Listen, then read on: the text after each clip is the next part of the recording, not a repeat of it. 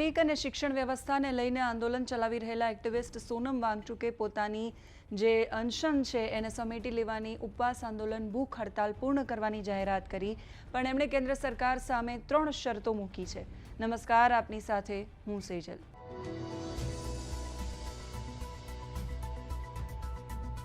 140 કરોડ કરતાં વધારે વસ્તી ધરાવતો આપણો દેશ, જ્યાં દુનિયામાં સૌથી વધારે યુવાનો છે, આપણે ગર્વથી કહીએ છીએ કે યુવાનો આ દેશનું ભવિષ્ય છે, પણ શું ખરેખર આ ભવિષ્ય સુરક્ષિત છે?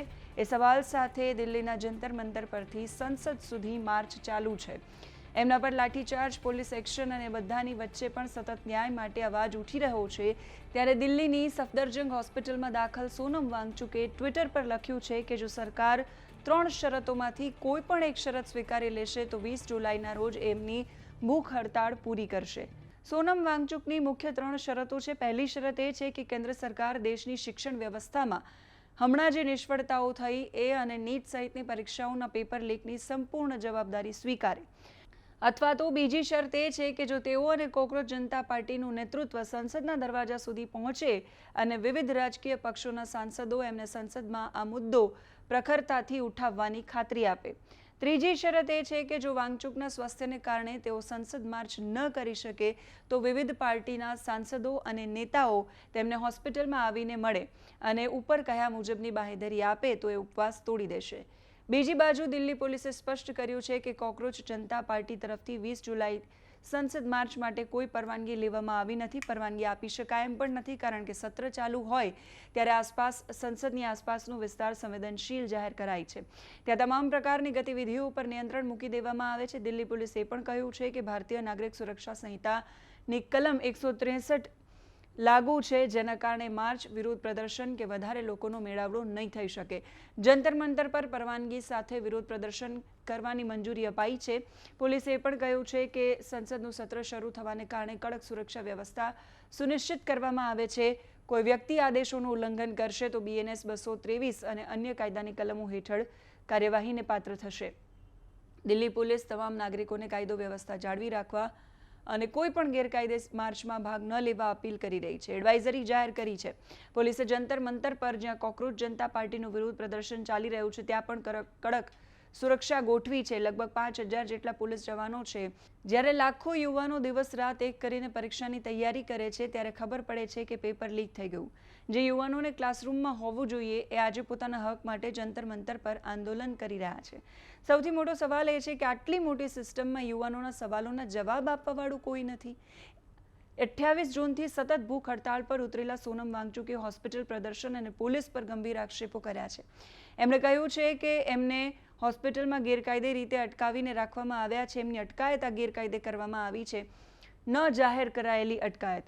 હોસ્પિટલ પરિસરમાં એમને હરવા ફરવાની આઝાદી છીનવી લેવાઈ છે અને અભિવ્યક્તિની સ્વતંત્રતા તેમજ લોકો સાથે સંવાદ કરવાના અધિકારો પર વહીવટી તંત્ર દ્વારા સંપૂર્ણ પ્રતિબંધ લાદી દેવામાં આવ્યો છે, જે વાત તેમના પત્નીએ પણ દોહરાવી છે। સાંભળો એમને।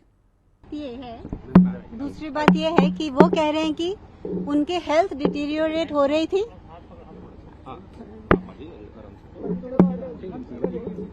तो वो कह रहे थे कि क्योंकि हमें उनकी हेल्थ की बहुत परवाह है और उनकी हेल्थ डिटीरियोरेट हो रही थी, इसलिए हमने उनको लाया। लेकिन ये दोनों बातें गलत हैं। उनकी फर्स्ट ऑफ ऑल कोई हेल्थ डिटीरियोरेट नहीं हो रही थी। अगर आप उसके एक दिन पहले की शाम की रिपोर्ट्स देखें तो वो बिल्कुल नॉर्मल थी। वो पोटेशियम 4.3 था, बाकी भी सारे पैरामीटर्स नॉर्मल थे। That's number 1। नंबर 2, अगर आपको उनकी हेल्थ की इतनी ही चिंता है तो आपने सिविलियन ड्रेस में पुलिस क्यों भेजा और इतनी बेरहमी से क्यों उनको उठा के स्ट्रेचर में डाला और लेके गए? आप प्रॉपरली आके एक मेडिकल टेस्ट कर सकते थे और आप उनकी फैमिली को कह सकते थे कि ये लो है इसलिए हम ले जाना चाहते हैं। वो तरीका होता है एक डेमोक्रेसी में। अगर आप ट्रूली उनकी हेल्थ के लिए चाहिए थे तो विदाउट मिन्सिंग वर्ड्स मैं ये कहना चाहूंगी कि ये सब नौटंकी है कि ये हम हेल्थ के लिए चिंतित हैं और ये है। उनको बस डर था कि अगर कल मार्च में सोनम निकल पड़े तो लाखों साथ में जुट जाएंगे, सिर्फ दिल्ली में ही नहीं पूरे देश भर में, और उनको ये रोकने की वो कोशिश कर रहे हैं। लेकिन उनको ये नहीं पता कि सोनम के होने से जितने लोग आते थे और आने वाले हैं, उनके ना होने से उसके दुगने लोग आएंगे, उससे दुगना जोश होगा। क्योंकि ये जिसके हम अगेंस्ट लड़ रहे हैं एजुकेशन सिस्टम में, वो हमें हर जगह दिखाई दे रहा है। Misuse of police force, misuse of judiciary, misuse of education system, misuse of media, हर जगह हमको यही दिख रहा है। तो ये इससे और भी हाईलाइट हो गया कि ये कैसे उनकी हेल्थ के लिए नहीं था। और दूसरी बात यह है कि अगर वो जब आए, सुबह उनको लेके आए 7:30 बजे, उन्होंने कहा कि उनका पोटेशियम 2.9 है, और मैंने कहा कि पिछले शाम ही 4.3 था, 2.9 नहीं हो सकता, तो हम एक इंडिपेंडेंट लैब से भी चेक करवाना चाहते हैं। तो अगर इतने ही वो उनके हेल्थ के लिए उनकी परवाह थी, तो उनको वो सैंपल देने में 10 घंटे क्यों लगे? सुबह 10 बजे से मैंने वो सैंपल मांगा था ब्लड का कि मैं बाहर चेक करवाऊंगी, लेकिन वो रात को 10:30 मुझे मिला, जब सारी लैब्स बंद हो चुकी थी। मैं 12:30 तक ढूंढ के कल लैब्स में जाके मैंने उसको चेक करवाया, और फिर देखा कि वो बिल्कुल प्रॉब्लम थी नहीं पोटेशियम की, वो 3.6 थी। तो कैसे एक हॉस्पिटल, और उनकी खुद की रिपोर्ट भी कह रही है कि 3.4 थी, तो कैसे उनकी सुबह की रिपोर्ट 2.9 कह रही है और अभी 3.4 हो गया, है ना? ये दूसरी बात है। तो इसलिए ये सब, और सेकेंडली जो उनके डॉक्टर्स हैं उनको मिलने भी नहीं दिया जा रहा, जो उनके डॉक्टर्स हैं। और जो हम अपने डॉक्टर्स के साथ उनका मशवरा करवाना चाहते हैं, वो कहते हैं कि हम गवर्नमेंट हॉस्पिटल हैं, हम प्राइवेट डॉक्टर्स से नहीं मिलना चाहते हैं।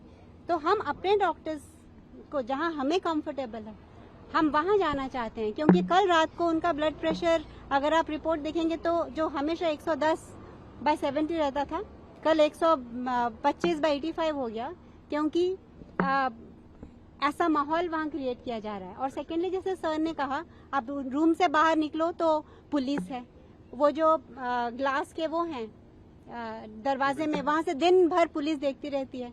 कई बार मैं जब अंदर होती हूँ तो एक पुलिस कांस्टेबल वहाँ अंदर खड़ी रहती है, तो मुझे तो वैसा ही माहौल लग रहा है जैसे जोधपुर जेल में होता था जब मैं मिलने जाती थी और एक पुलिस कांस्टेबल हमेशा रहती थी। तो ये क्वेश्चन है कि ये क्या इलीगल डिटेंशन है बिना, और हम जब कहते हैं पुलिस को कि जैसे मेरा फोन नहीं ले जाने देते, सोनम को उनकी टैबलेट चाहिए थी, उनको उनका सैमसंग की, ताकि वो लिख पढ़ सके, वो नहीं देने दिया। और जब हम पूछते हैं कि आपके पास कहाँ ऑर्डर्स हैं, हमें दिखाइए, किस ऑर्डर के बेसिस पे आप ये सब चेकअप कर रहे हो, तो उनके पास कोई रिटर्न ऑर्डर्स भी नहीं है। तो ये एक अनसेड इलीगल डिटेंशन के जैसे इसको ये किया जा रहा है, और ये बहुत ही बुरा टाइम देश के लिए चल रहा है, जब एक इंसान अपने हिसाब से अपने चॉइस के हॉस्पिटल में, जहां उसको अच्छा लगे, जहां वो खुश हो, वहां नहीं वो ट्रीटमेंट ले सकता, लेकिन गवर्नमेंट डिसाइड करेगी कि उनको कहां करना है। और ये कहते हुए कि उनकी हेल्थ ये है, लेकिन उनकी हेल्थ की उनको कोई चिंता नहीं है, जो उनके एक्शन से हमें दिखाई देता। આ સાથે આજના પ્રોટેસ્ટને લઈને પણ એમના પત્નીનું નિવેદન સામે આવ્યું છે, શું કહી રહ્યા છે એ પણ સાંભળીએ। ये मांग है। उससे पहले हम इस मार्च पे फोकस करेंगे। Let me do it. Yes ma'am. 3 बातें बहुत अहम है। आज पहले प्रोटेस्ट पे हम फोकस करेंगे कि ये बहुत शांतिपूर्वक तरीके से हम करें, हम मुद्दे पे फोकस रखें, एजुकेशन का मुद्दा जो इस देश की बहुत ज़रूरत है, और सतर्क रहें। मैडम लग जाएगा मैडम को। अरे नहीं, रुकना नहीं है, रुकना नहीं, please let madam continue please.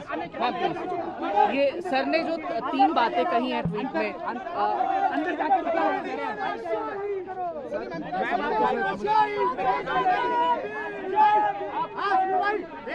Sonam વાંગચુકનું આંદોલન મુખ્યત્વે દેશની પરીક્ષા પ્રણાલીમાં પારદર્શિતા લાવવા, પેપર લીકની ઘટનાઓ બદલ શિક્ષણ મંત્રી ધર્મેન્દ્ર પ્રધાનના રાજીનામાની માંગ સાથે ચાલી રહ્યું છે। આ પ્રોટેસ્ટ શરૂ થયું ત્યારથી શિક્ષણ મંત્રી ધર્મેન્દ્ર પ્રધાનના રાજીનામાની માંગ મુખ્ય માંગ રહી છે। હવે આ સ્ટેન્ડમાં થોડો બદલાવ આવ્યો છે। જે રીતે સોનમ વાંગચુકે એમની 3 શરતો લખી છે, 3 શરતોમાં મંત્રીજીના રાજીનામાની માંગનો કોઈ ઉલ્લેખ નથી। હવે એ સવાલ થઈ રહ્યો છે કે શું આ એમનો અંતિમ નિર્ણય એકલાનો નિર્ણય છે કે પછી આંદોલનનો નિર્ણય છે? શું વિપક્ષના નેતાઓ એમને મળવા માટે જશે ખરા? શું સરકાર એમની માંગ માનશે ખરા? શું કોઈ મોટું પરિવર્તન આવશે કે નવો નિર્ણય આવશે? એના પર સૌ કોઈની નજર છે। પણ આ બધાની વચ્ચે એક સાવ સરળ માંગ એ હતી કે પોતાની જવાબદારીમાં નિષ્ફળ ગયેલા શિક્ષણ મંત્રી રાજીનામું આપે, શિક્ષણ વ્યવસ્થામાં સુધારો થાય।